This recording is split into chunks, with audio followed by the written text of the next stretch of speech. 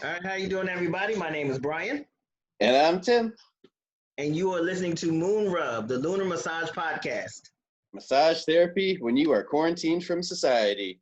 And today we also have a guest with us. We have the new president of Lunar Massage, our company, our business here in Washington, D.C., Steven. How are you doing today, Steven? I'm doing well, guys. Thanks for having me on. Thank you for coming on, man. No problem.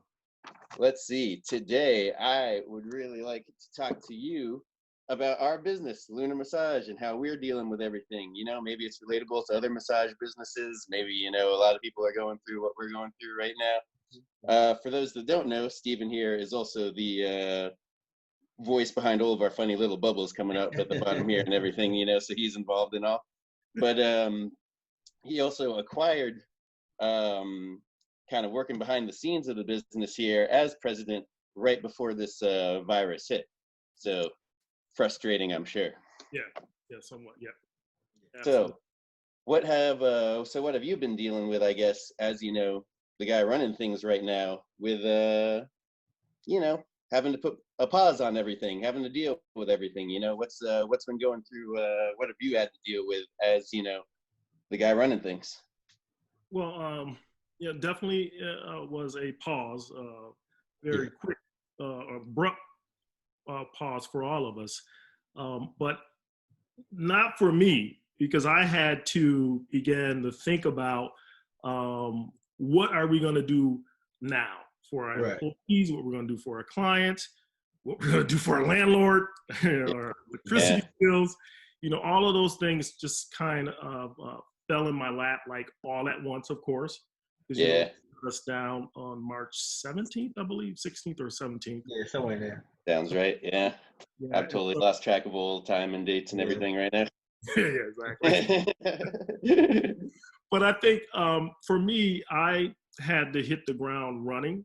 I did anticipate us being ordered to close a week prior to actually getting that civil order, but you know, that gave me an opportunity to start my research, right? And then I do have some background with working with FEMA, because I used to be a disaster housing inspector. And so, you know, when you're out in the field or in ground zero, and you're working certain counties, you get information, guidelines, protocols, and all this stuff sent to you, you know, downloaded. You can upload this stuff. And then what happens is we also get an idea how to deal with individual applicant like yourself if your home was damaged, and if you're a business owner, if your business was affected by the storm or flooding. And so I recall going to, you know, meeting applicants who I was anticipating going to their home to view the damage, but they were bringing me to their business and showing me the damage at their small business. But what we had, our guidelines had us, had a little department for that, right? So we knew what to share with small business owners and how to recover during a disaster, right? So I just pulled on that experience and just began to do my research, and started trying to listen to the press conferences from the president, who is the one who makes the declaration to, you know, declare that federal funding and aid be released to help individuals and business owners. So, you know, armed with that experience and knowledge, that kind of helped me get ahead of some of the applications or applying for funds to kind of keep us working, honestly. Right. Yeah. Thank you for that. So I me and Brian appreciate that. We are very appreciative of that. Keeping us paid and everything. Hey, I tried to let you guys know that, you know, I'm a former massage therapist myself, right? And so I've been involved with massage for a better part of, you know, 25, 26, 27 years. And so I've had the ups and downs as being a therapist, right? And so I think once I got involved with Lunar and got an opportunity to work around you all and see the skill level that you guys have, I wanted, and I want for you all to actually be appreciated properly, economically, socially, all that stuff. I think massage therapists, we got to up our status. So that's my intention. Yeah. I guess sometimes it does feel a little underappreciated being associated kind of in the, customer service retail world when, right. We're still required by law to go through all these, healthcare professional licensing and everything. And it's like this weird gray area we exist in between customer retail and like professional healthcare. I don't know. Right. It's kind of hard to describe. Yeah. But people love us, right? Right. Like they can't live without us. Yeah, man. Like basically so what I'm hearing from you is you got like a good experience out of your disaster relief experience. Mm-hmm. And so you saw, what you were looking for doing that disaster relief, so you knew what the government would be looking for being on the other end as like the small business that needed help or whatnot. So I could see how that would really help you out and everything. Yeah, it was very helpful to have it. Let's see here, man. We were we had a lot of momentum going too, man, when all this virus stuff hit or whatnot. I remember when you first got involved, man, we had the new products. We were going to do this cool CBD cream or whatever, because that's legal in DC now. Yeah. And we had a bunch of new therapists getting involved and getting hired and everything. Like Brian here, I'm an old school guy from Lunar, but Brian new. I came on maybe 2. It was less than 2 months, maybe like a month and a half before everything got shut down. Yeah, man. It's crazy. Yeah, so you're just jumping in and just getting a part of this and everything. Right. But Lunar's old school, man. Lunar's like a 10-year-old company or something. Yeah, I've been at something like that. Yeah. Yeah. And then let's see, speaking of new therapists too, I was also excited about the idea we got going on with Hannah. There's going to be another video series going on from Lunar Massage here. Correct me if I'm wrong, but it's going to be quarantine self-massage. I would have to check. Like a lot of stuff you can do on your own or with a home partner or something. That's kind of the theme. Yeah, if I understand correctly. Yeah, it is. Yeah, that's true. What she's doing with her videos is she's giving our clients who, of course, are missing us now, right? Always thinking about that. Yeah, they're. That's kind of the whole point of the podcast, is just yeah. I don't know, maybe email us or something, get a little dialogue going, just be like, hey, what's up? Haven't seen you in a while. Yeah, exactly. We're all just sitting around trying to figure out something. Yeah. Yeah. She's sharing ways to do self-massage. She is using some tools that you can use at home to work certain hard reach areas. Mm-hmm. Videos, very knowledgeable and polished. I enjoyed watching the video. Okay. But it should be very useful for clients that are at home and may have some low back pain or issue or tightness or stiffness or quadricep issues, or even in your bicep, folks will just deal with the pain or the stiffness rather than going in and try to do a little self-massage. So I'm excited about that as well. And hopefully you guys will have her on one of these days. Right. Yeah, that's the plan. We'll have her on one of the next few episodes, and she can talk about her video series once those start getting posted. Yeah. Along with ours up there, yeah. Yeah. And I just wanted to bring her up because we were talking about new therapists and everything. She's if Lunar clients are watching this, they probably haven't met Brian or haven't met Hannah yet, so they're just part of the new crew we got going on here. Oh yeah.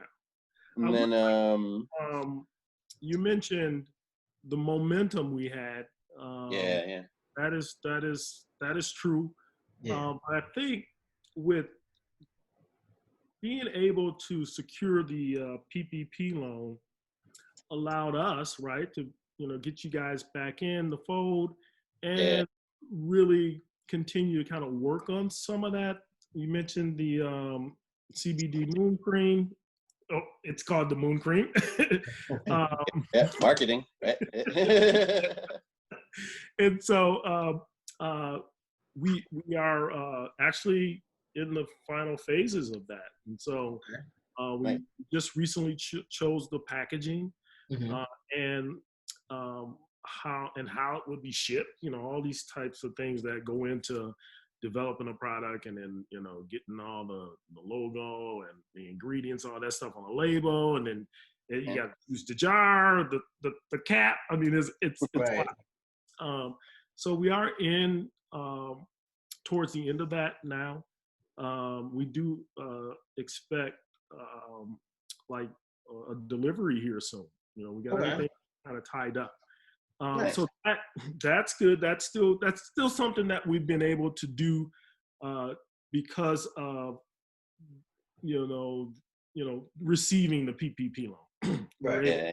Continue to pay Shay Lynn, who is one of our studio coordinators, who is also much appreciated nowadays. Appreciate it. She's been working with Angela on developing that product. For those who don't know, Angela is my wife, Dr. Angela Marshall. We also appreciate her. She's wonderful. Yeah.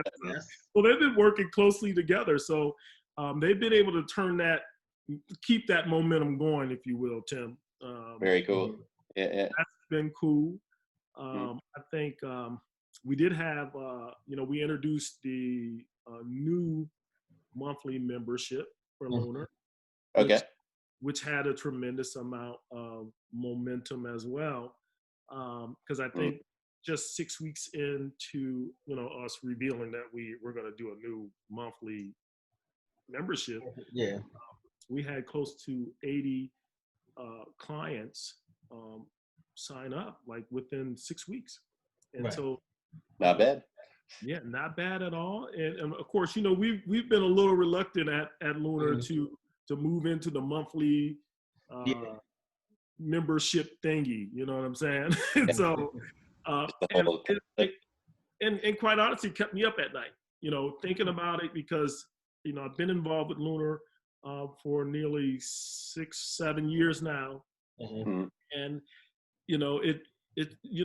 Tim knows, he's been there since the beginning, and so we spent time avoiding that type of membership structure, right? But I think we got a little stagnant, a little behind, because that actual monthly membership model has been in place for almost 20 years or so, and so we all struggled. Might be a reason behind that. Yeah. No doubt. But what we did discover is that our clients have been, our clientele has changed, right? And so we're seeing more millennials, those who are more interested in subscriptions and subscriptions that they can cancel when they want to cancel it. Kind of like the app thing, something. Yeah, and pay without having to pull out the credit card all the time, right? And get some perks, some things that offer along with that. But that momentum, we want to somehow keep it going during the quarantine, and I think you guys' podcast is going to be a great vehicle for that. At least keep people connected. Hope so. Just keep people in touch with us while we're absolutely allowed to start massaging again. I guess I don't know, whenever that is. Right. Yeah. I was gonna say even after the momentum change, how it carried as a new therapist. You know, I've joined, and not just massage, but I've joined a lot of organizations or schools or whatever in their transition, and it's not always smooth. A lot of times it's very rough. But this felt really smooth. It felt very concise. It all made sense, and it wasn't difficult to find my place in this transition. So again, I thank you, Stephen, for that, because I've been in other places where we all just kind of, me and the older people, just kind of stand around looking at each other like, so what do we do? Yeah. Been there too as a therapist. Yeah. Yeah, man. I gotta say I have too. I've worked for a bunch of companies that just didn't work out. I don't wanna get too into that. But right. yeah, No. Neither do I. But no, you guys. Staying you in touch made with it easy. customers. Sorry, did I cut you off there? No, you're good. I was just saying you guys made it easy. Oh, right on, man. Right on. But I also wanted to mention, while we're speaking of staying in touch with our customers and everything, that you brought up at our last company meeting about the wait list. We should probably talk about the wait list that you can sign up for now for whenever we do get to reopen. Yeah. I think that's, I had to do a bunch of research, right? And I jumped on all kinds of webinars, right? Yeah. They didn't have anything to do with massage. I just got on. And so, but I was able to get on a webinar with our software company, which is Mind and Body, Booker by Mind and Body. Okay. And so what they did is they assigned me a business rep, right? And so what he does, he calls me every now and then and just kind of asks me, how is Booker working for us, and then he would give us ideas on how to use different functions of our software. Okay. And so what he did is he reached out to me and said, "Hey, Stephen, we got these things that we're trying to do with our software because of COVID-19." And so they're like making adjustments on the fly with the software because they're anticipating our salons and our massage studios looking and operating very differently. Yeah. Yeah. And so one of the things he wanted me to do was to turn on the waitlist function on our software, which I hadn't done. We didn't really need it. I noticed it before, but we didn't need it. Yeah. So that's actually an idea from the software company. From the software company. Okay, which, cool. Which I thought was fantastic. And so once I jumped on it and took a close look at it, and actually I was looking at it when I was on the phone with him, and so he just kind of described what we should use it for. And so after kind of having that conversation with him, and then I jumped on one of their webinars, Booker Mind and Body's webinar, that they were educating salon owners and massage studio owners or whomever else is using their software on how to really promote and utilize the wait list. And so what we'll do is we talked about it in our last company meeting. I think we're close to about 64 people or so on that waiting list already within 2 weeks, which is pretty awesome. And so what Mind and Body was really trying to get us to do with the waiting list is to kind of focus on, some of our most valued customers, those who are really spending their time and money at Lunar, and even, those who are members can be the ones who can get on that list first. So I suspect if we keep going, like we are, I think that list will be overwhelming at some point. Yeah. Yeah, but it's pretty cool. All of our there. Yeah. Mm-hmm. All right, cool. So we will be giving out a wait list so that everyone can sign up for when we do reopen. Absolutely. All right. Switching gears a little bit here. I mean, we're talking about the one pandemic going on, with COVID-19 and the virus and all. But, it's in the news everywhere. Everyone's talking about it. It's the one thing on everyone's mind. So I figure we should talk about it too. Okay. The other pandemic going on at the moment. And for obvious reasons, I feel like you two should have the floor more on this one.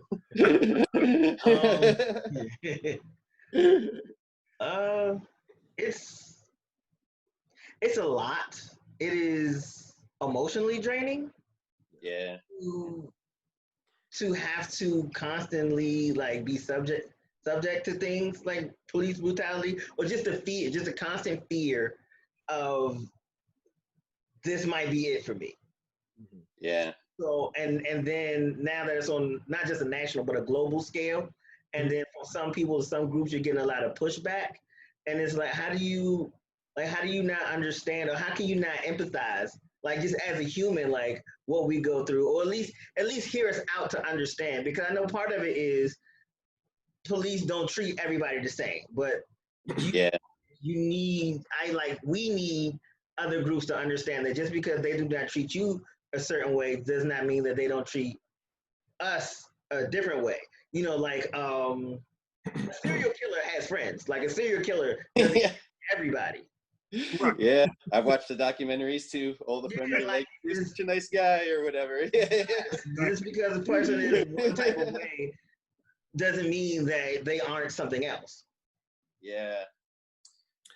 Yeah, I agree with that, Brian. I'm 51 years old, and there hasn't been a decade in my life where I either I had a fear of the police officer, right, or I feared that I was going to be pulled over because I just passed one, right? Yeah.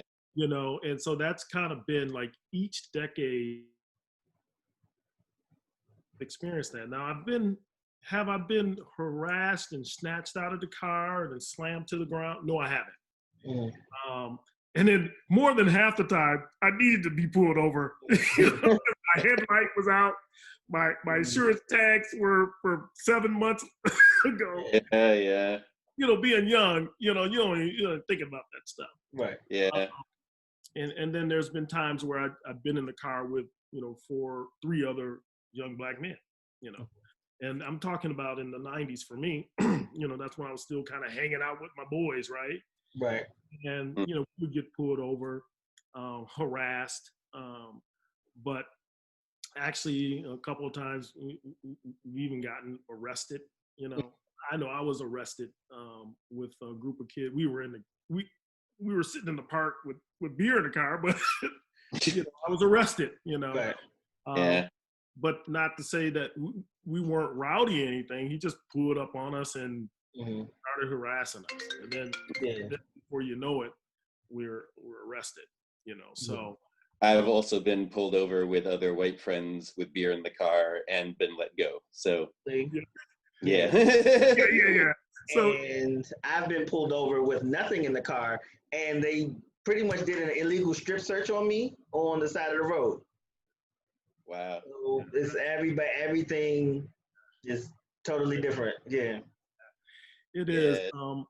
It is very painful to see what happened to George Floyd, and then and just a number of other, Sandra Bland. I mean, just on and on and on. Yeah. And long list right now. Long list. Yeah. These are just the ones that make the news, not even counting the ones that have been swept under the rug. And it has been going on for a very long time. And I believe that just who they're picking or accepting to be police officers, I believe is wrong. I don't believe that ex-military should be policing us, because just from their trauma from policing the rest of the world, and the training, like 3 months or something? Yeah, like we need more training to do this, and we're not supposed to kill anybody. Right. Yeah. We actually, the program that I went through to become a massage therapist was a 2-year program. It was a newer program in Lansing, Michigan. It was at the Lansing Community College. And it was, that program was an extension of Michigan State's nursing program. Okay. And so what they were doing is a lot of the nurses was picking up the massage skill, right? But with I lost my train of thought. Talking about going to school for 2 years in Lansing, Michigan, So versus what I training. was saying was, that amount of time to become a massage therapist, but you can go and be a police officer, right? And get all this tactical gear and gowns and clubs and attitude in just a couple of months or so, or whatever, and I think that's wrong. I think they need to be educated. One, they need to at least go through 18 months of education, and how to deal with the public, honestly, because, I don't know about you, Tim, but I'm sure Ryan's gone through this, just being at a, for instance, my older brother had a retirement party for my mother, who worked 33 years at General Motors in Lansing, Michigan. Okay. And so his house sat on the corner of this neighborhood, nice, decent middle-class neighborhood, and it was fenced off, and he had some tables and barbecue and whatever, and we had the music up, right, enough for if you were walking down the block, you could hear the music, but it wasn't like blaring, right? Well, the police, they pull up and they ask us to turn it down, and it's like, okay, well, we just got this one speaker sticking out of the house. Gives us a little background music. It's not a neighborhood disturbance, but I've been to a lot of barbecues and a lot of backyard parties and a lot of urban apartment parties that had very loud music, and cops did not tell us to turn it down. Yeah, so I think I'm not here to bash cops, Yeah, for sure. I don't believe in them anymore. I don't think they should police Americans. I think we should have another form of, I think I heard something, I was reading an article where they're thinking of doing like a communication officer. So rather, having them in the community rather than someone with the badge and the gun and an attitude. So I want to see that. Maybe police can still be a layer, in case you got active shooters and. But it should be a reform from top to bottom.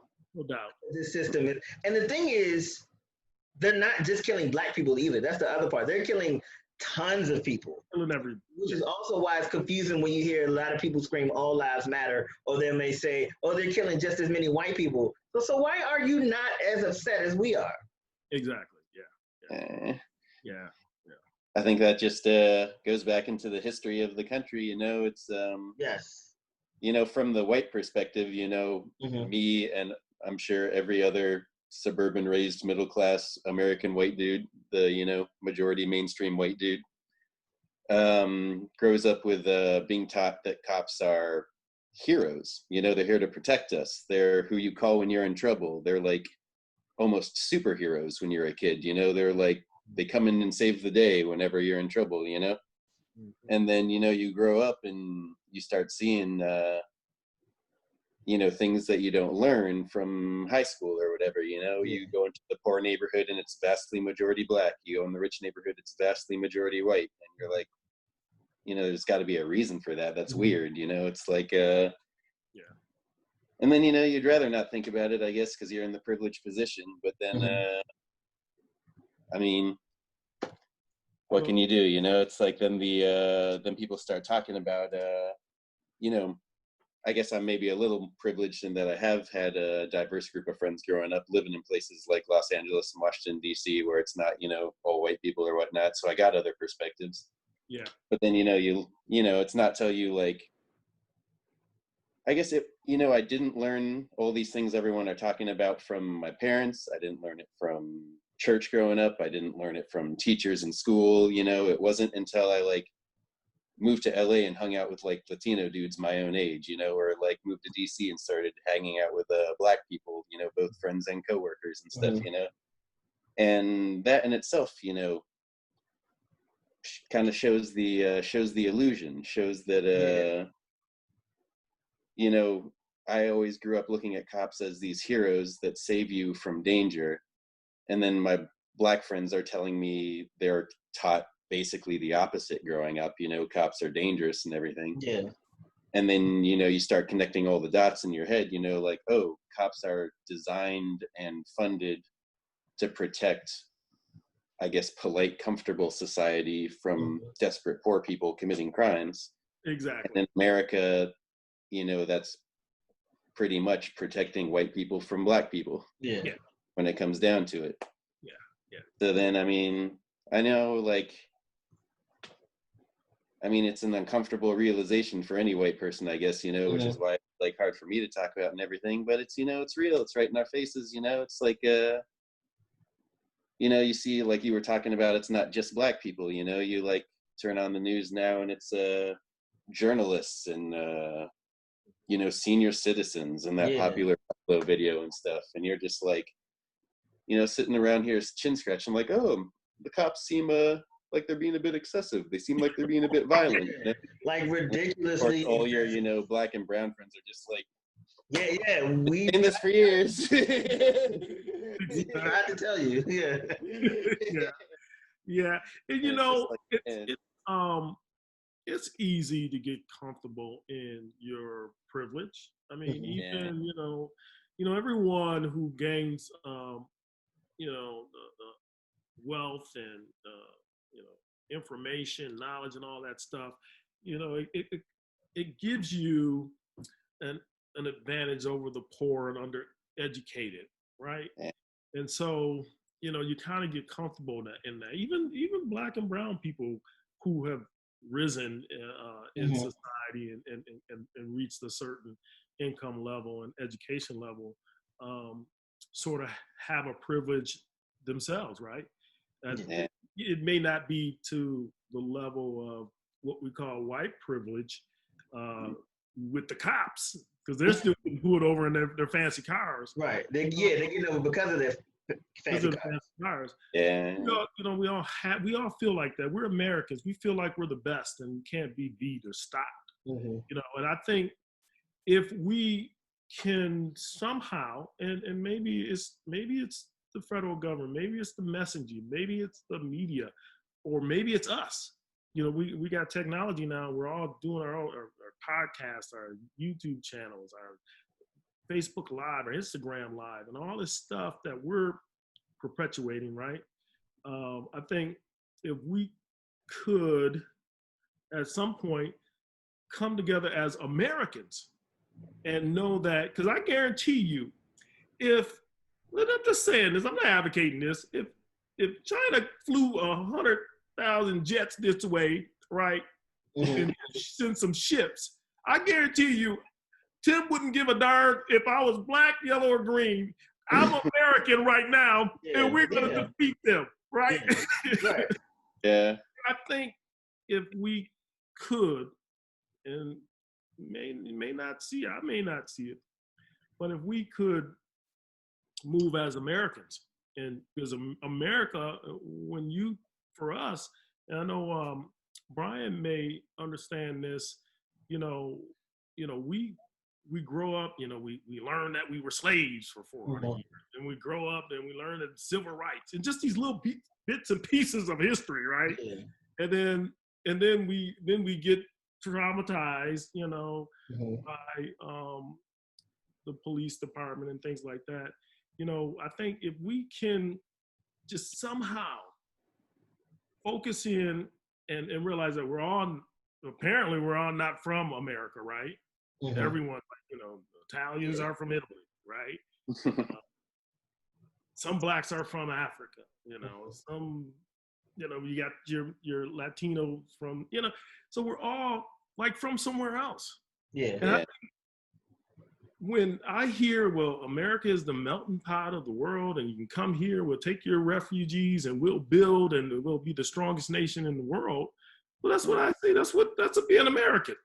Right. And, I think if we could somehow focus on being American and not a color, because I don't identify with the word black. I don't identify. That's not a race. That's not a human being.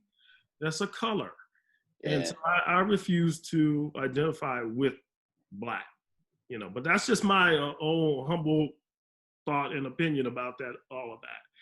But I think if one day we can view it and say, we're Americans and we stand together and we stand against racism and poverty and folks being educated and man, you wouldn't even imagine. I've been in, I coached high school athletics for over 15, 20 years.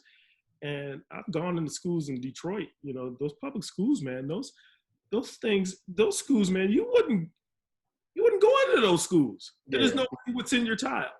But understand this, those kids are going into those schools every day, every year, supposedly getting educated, and there's no way they're getting educated just when the buildings are about to fall down. So it's shameful that America is doing this to its own people. But doesn't make sense. Us.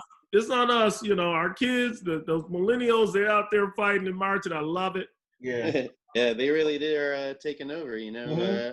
I would say it has a lot to do with technology, and like social media and cell phones and everything. And, I'm doing this podcast on a little iPad in my apartment, it's like, nice.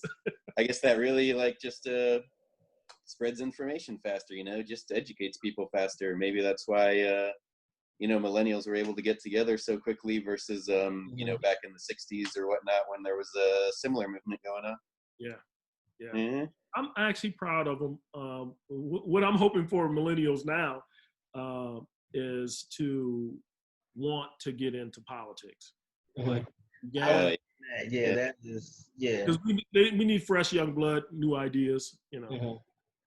Yeah, all the most exciting politicians I'm seeing are, all those fresh faces in Congress from the last election, the AOCs and whatnot, the younger ones. Yeah.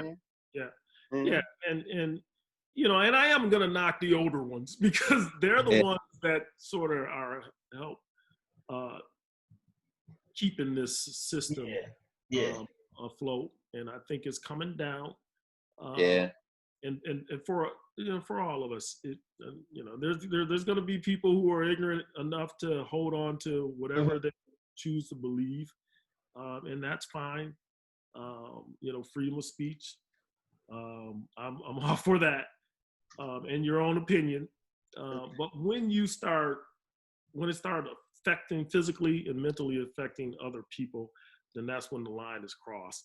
And we have to do something about it, and it's obvious that the police fraternity has crossed. I guess even if the idea of like a mixed together America isn't like a reality right now, that idea is still like a reality, like what America is like advertised as to the world as being this like country of immigrants that anyone can come to, Eiffel Tower, bring me, all your poor and everything, and anyone can make it in this country as long as you work hard or whatever, And so even if that's maybe not like a reality right now, that's like still like a very American idea that can be like strived for. You know what I mean?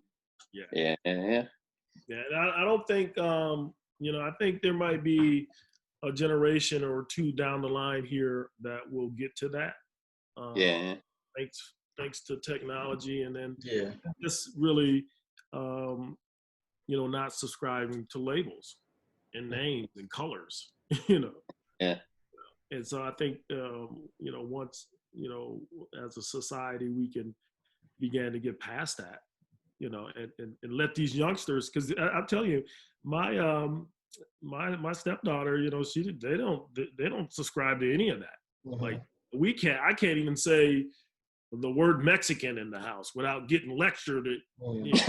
Part in Spanish and then the other part in English. My 15-year-old daughter. So I'm with them. I haven't really subscribed to the label African American. I haven't really subscribed to the use of the word Black American or Black or whatever, because we all are human, and I've been a part of disaster recovery, and I've seen communities, foreign workers like myself coming into a state that's foreign to me, and assisting people like immediately. And just to see how folks communicate and interact with themselves, with each other during that time, that no one does it. They don't care. I've been in homes in Texas, Mississippi, Alabama, Louisiana, Pennsylvania, New York, North Carolina, Florida, all of Florida. And I know I was the only Black person that's ever stepped foot on the property. You know what? Yeah. Do you understand what I'm saying? And yeah. So, but I was treated as an American. They knew I was sent by the government. They had lunch for me. They brown bags of water, sandwiches and, fruit and water and iced tea. I love the iced tea. Yeah. But, and I know for sure I was the first Black person, if you will, in their homes. And, wow. We managed our differences, because usually I'm with them between 45 minutes to an hour, just depends on the amount of damage they've suffered or whatever FEMA's told us to do. Sometimes we can streamline the damage and we don't have to do so much work in front of the applicant. So that, kind of shortened the time being with them. But everyone just kind of just came together, or they come together as Americans in crisis. And I think if we can somehow simulate crisis mode for 5 years, maybe Americans can come together and stop the killing. Without a crisis, yeah. Oh man, it's crazy. Why do we need the crisis part to make that happen? Yeah. It's unfortunate, but when that has, just being a part of that, it's brought me to tears. I've been in situations where I walk on the scene and I'm in tears. I got an older white woman living in rural Texas whose half her house is gone, like literally. Yeah. And then the other part, the roof is falling in, and, and guess who is there to assist her? A Black guy from Michigan shows up, with his computer, his boots, and all his tools, and, there to assist her. And I tell you, man, just the feedback that I've gotten from Americans who, sometimes, we perceive that they're racist or prejudiced or, whatever.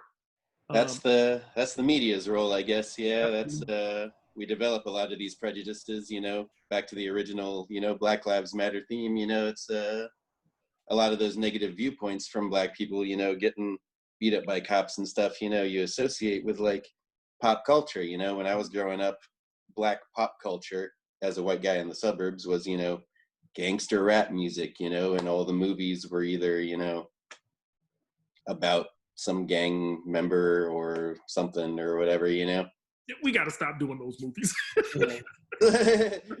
So it definitely gives a negative impression, you got to have that pop culture representation, I guess, Yeah. It's you got a great ear for hip hop though, Tim. So you got something out of it. I mean, suburban white kids like the music. I mean, that's that's a way in with the message, you know. Yeah, no doubt. For sure. Oh man, covered some good ground here today. I think got a lot of the current events covered here, as well as what our own personal company is going through in relation. Yeah. So I don't know. You guys think that's about time to wrap it up for today? Yeah, I think it was a great conversation. All right. Yeah. I think we got a good round one there. Yeah, no doubt. All right. Awesome. Thanks a lot for joining us today, Stephen.